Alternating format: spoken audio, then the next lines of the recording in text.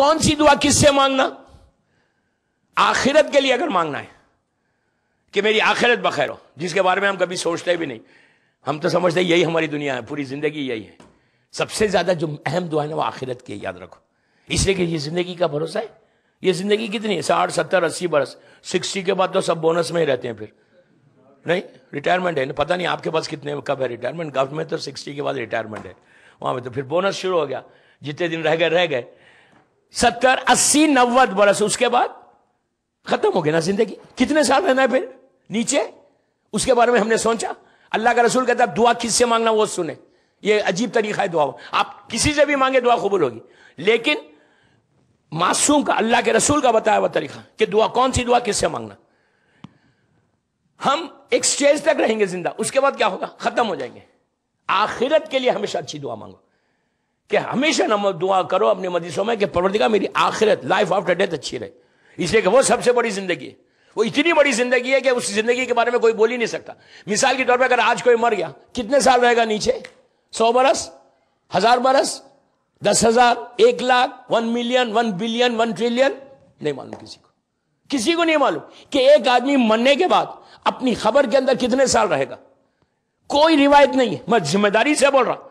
کوئی قرآن کی آیت نہیں، کوئی قرآن کی آیت نہیں. معصوم کو صرف معلوم ہے، اللہ کو معلوم ہے، اس کے علاوہ لیکن بتایا نہیں. کوئی روایت نہیں کسی معصوم سے کہ ایک آدمی مرنے کے بعد اپنی لحد میں، اپنی خبر میں کتنے سال رہے گا. 10,000، 20,000، 1 لاکھ، 10 لاکھ، 1 کروڑ، کتنے سال؟ nobody knows. اندر رہنا ہے، وہ آخرت بخیر ہونا. پھر یہ مولا علی کا جملہ کہ اپنی لحد کو جنت کے باغوں میں سے ایک باغ بناؤ یا جہنم کے حصوں میں سے ایک حصہ بناؤ. یہ مولا کہہ رہے ہیں، میں نہیں کہہ رہا. مولا کہہ رہے ہیں کہ وہ حصہ، وہ جو جگہ. اس کے بعد وہی علی آگے بڑھ کے کہتا ہے، دنیا کو دیکھ کے کہتا ہے کہ دنیا تیرا مزہ، تیرا ٹیسٹ اتنا کم ہے کہ زبان پہ ذائقہ رہ جاتا، زندگی ختم ہو جاتی. آپ انصاف سے بولے ہماری لائف کیا ہے؟ کوئی گارنٹی ہے لائف کی؟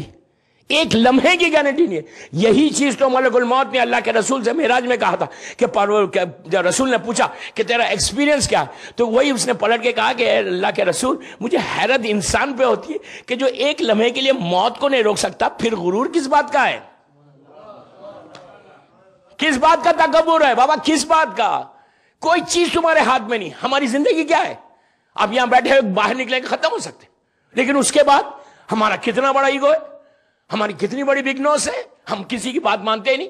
یہی کہا، یہ مولا نے کہا کہ آخرت کے لیے اللہ کا رسول کہتا ہے تم اگر آخرت کے لیے دعا مانگنا ہے تو تم میرا واسطہ دو، میری بیٹی فاطمہ کا واسطہ دو، میرے دونوں بیٹے حسن اور حسین کا واسطہ دو.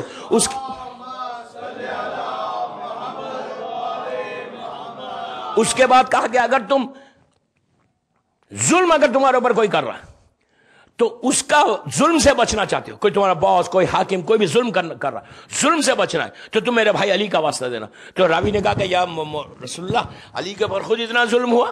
انہوں نے کچھ نہیں کہا، تو کہا وہ میرے اور علی کے درمیان معاہدہ تھا، ورنہ دنیا دیکھتی کہ علی اپنے ظالم سے کیسا بدلہ لیتا. دنیا دیکھتی کہ علی کیسا بدلہ لیتا. اس کے بعد کہا، تیسری چیز کہا کہ اگر تم شیطان سے بچنا چاہتے اور تو تم میرے چوتھے وارث کا واسطہ دو.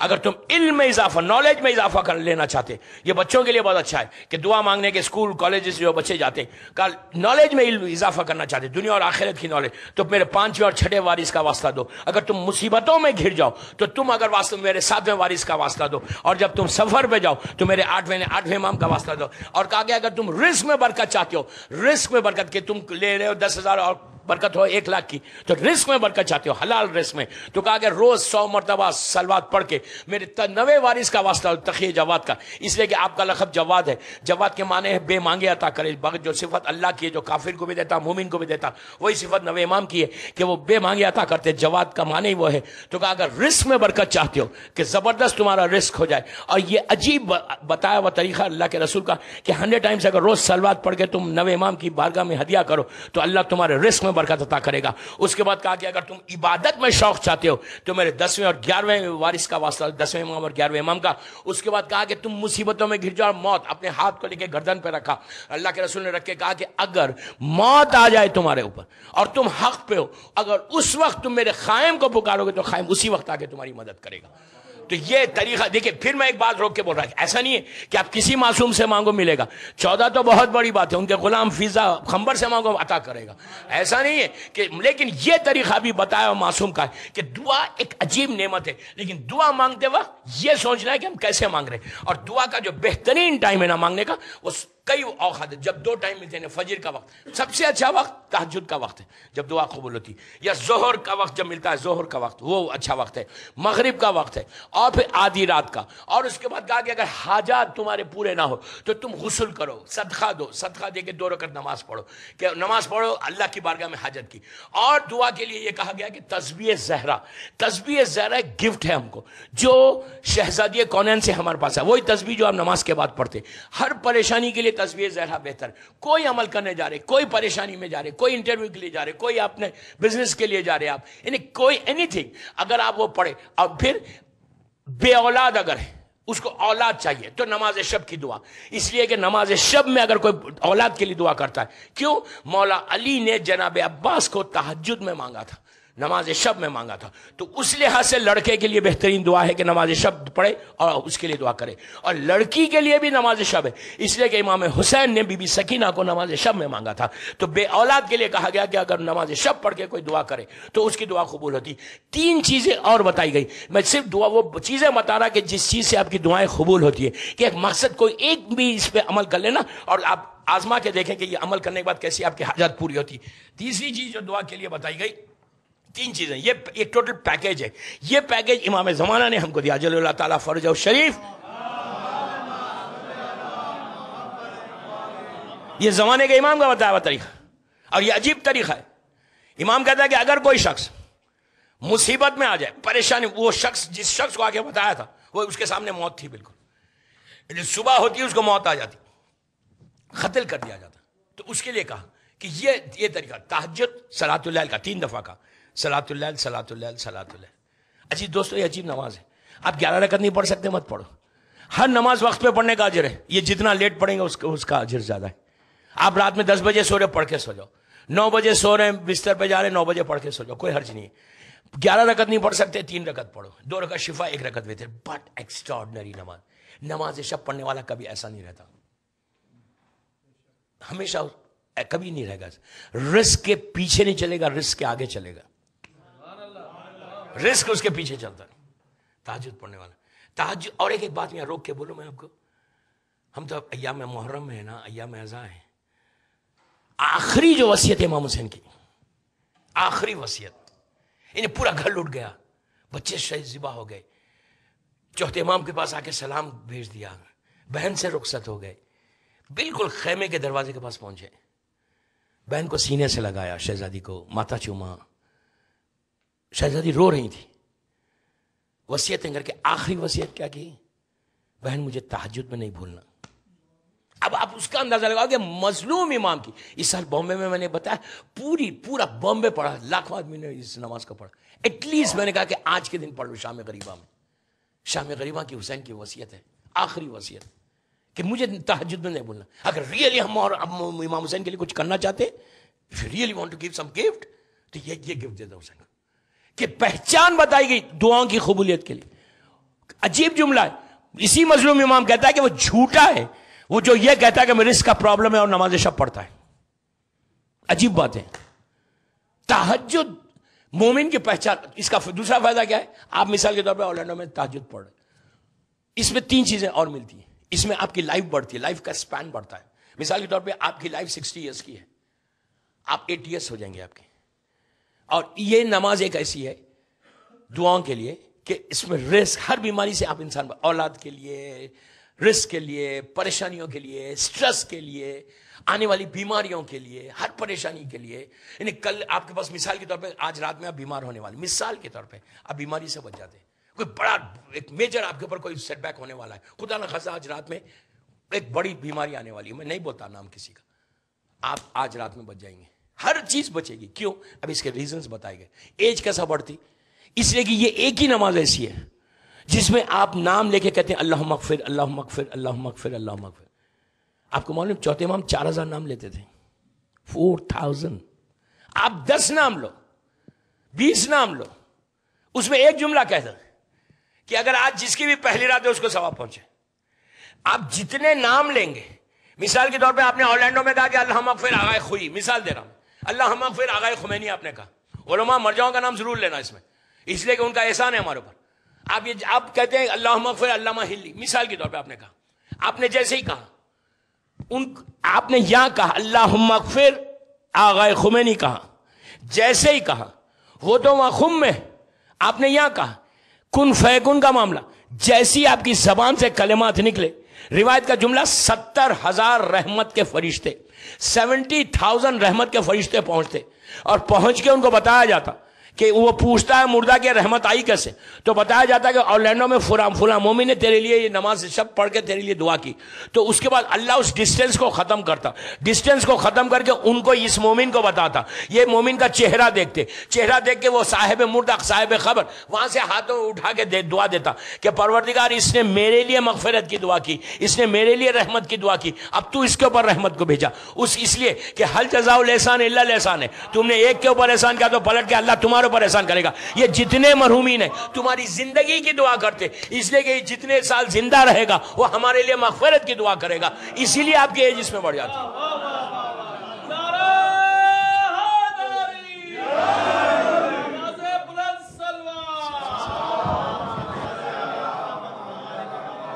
زندگی کو بڑھانا ہے تو نماز بہترین ہے.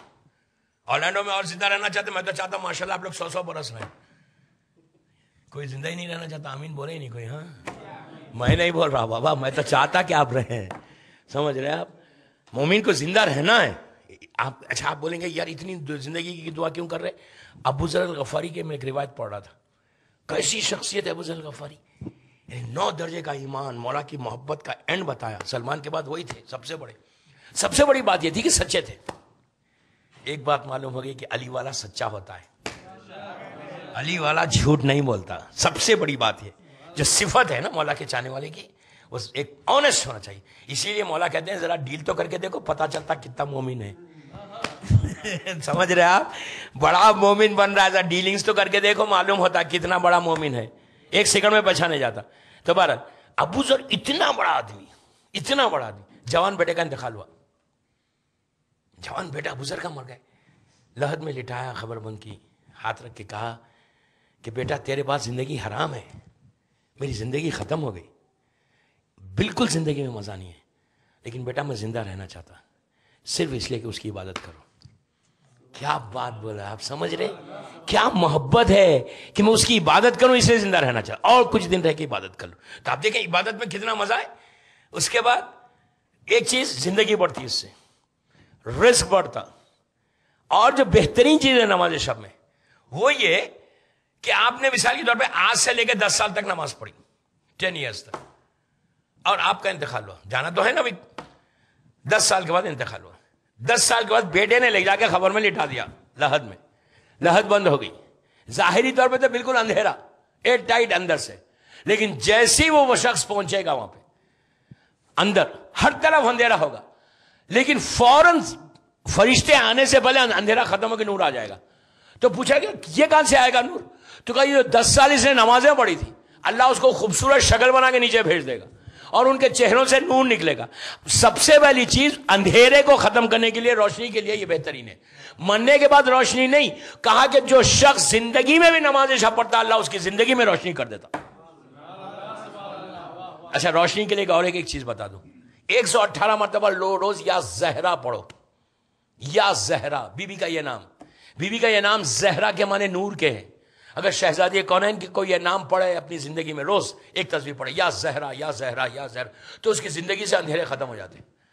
میں نے پھر کوئی ایسا پرابلم نہیں آتا.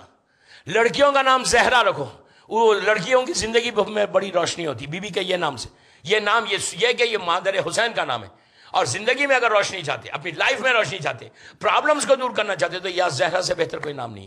یا فاطمہ تو بہت بڑا نام ہے, یا زہرا روشنی کے لیے بہت اچھا ہے. تو نماز شب میں یہ فائدہ. دوسری چیز ہے زیارت عاشورہ, یہ زمانے کا امام کا بتایا 3 چیزوں کا طریقہ, نماز شب, زیارت عاشورہ, زیارت جامعہ. زیارت عاشورہ کے بارے میں یہ کہا کہ پہچان بتائی گئی مومن کی کہ وہ زیارت عاشورہ پڑھے گا. زیارت عاشورہ کسی مقصد کے لیے پڑھے. اب کل جمعرات آ رہی ہے, یہ جمعرات سے 24 سفر سے، محرم سے اگر کوئی شخص 20 سفر تک، چہلم تک روز زیارت عاشورہ، زیارت اربعین پڑھے تو اس سے دو چیزوں کا فائدہ. ایک، ہو سکتا ہے کہ امام سے زیارت بھی ہو جائے. مومن کی پہچان بتائی گئی کہ وہ زیارت اربعین پڑھے روز، اربعین تک، وہ بھی ایک پہچان. 11ویں امام کا طریقہ بتایا ہوا. عاشورہ اور اربعین یہ ایک ایسی زیارت ہے دوستو کہ ایک سال کا اگر پروٹیکشن چاہتے ہیں نیکسٹ ایئر عاشورے تک کہ آپ کو کوئی ایسا میجر ڈیزیز نہ آئے، کوئی میجر ایشو نہ آئے، کوئی پرابلم نہ آئے، کوئی تکلیف نہ ہو، اگر آپ اس چیز سے ریئلی اپنے آپ کو پروٹیکٹ کرنا چاہتے ہیں، یہ ایک شیلڈ ہے جو آپ کو گھیر لے گی ایک سال تک. لیکن یہ سب چیزیں تو ہیں، ہم پورے عمل کریں، نماز شب پڑھو، زیارت عاشورہ پڑھو، اربعین پڑھو، جامعہ پڑھو، پورا نیکی کرو، صدقہ دو، سب کرو، اور پھر صبح ہو کے اگر ہم کسی کی غیبت کر دیں ختم ہو گیا. سب سے بڑی پرابلم یہ بھی ایک ہے، آپ پورے نیکیاں کرو، صبح اٹھو میوزک سن لو، گانا سنو، یہ ایک پرابلم، اس سے بھی گناہ رک جاتا، دعائیں رک جاتی، پھر اثر نہیں ہوتا. محرم کا سب سے بڑا چیز ہے نا کہ مولا حسین کی یہ زیارت عاشورہ اور اربعین، آپ عاشورہ اور اربعین تک یہ دو زیارت اگر خالی کیری کریں آپ اربعین تک، آپ یقین کرو میری بات پہ کہ جن جن لوگوں نے کیا ہے یہ عمل، اور یہ ایسا وہ عمل ہے کہ یہ بتایا ہوا امام زمانہ کا ہے کہ تم یہ عمل کرو، تم انشاءاللہ فائدہ کیا ہے، مظلوم امام کی بھی زیارت ہوتی، ہو سکتا ہے امام زمانہ کی زیارت ہو جائے آپ کو. یہ وہ زیارت ہے کہ یہ پڑھنے سے پھر انسان کبھی کوئی پرابلم نہیں آتا. لیکن پرابلم میں کب آئے گا؟ اگر آپ دوسری ہر چیزیں آپ نہیں چھوڑتے. اس لیے کہ اگر کوئی انسان خط رحم کرتا ہے، ریلیشن شپ کو بریک کرتا ہے اپنے رشتہ داروں سے، ختم ہو گیا. ایک سیکنڈ میں آپ کا رزق رک جائے گا، زندگی ختم ہو جائے گی. اللہ زندگی کی رسی کو کاٹ دے گا، رزق آتا ہوا رزق رک جائے گا، پریشانیوں میں گر جائے گی.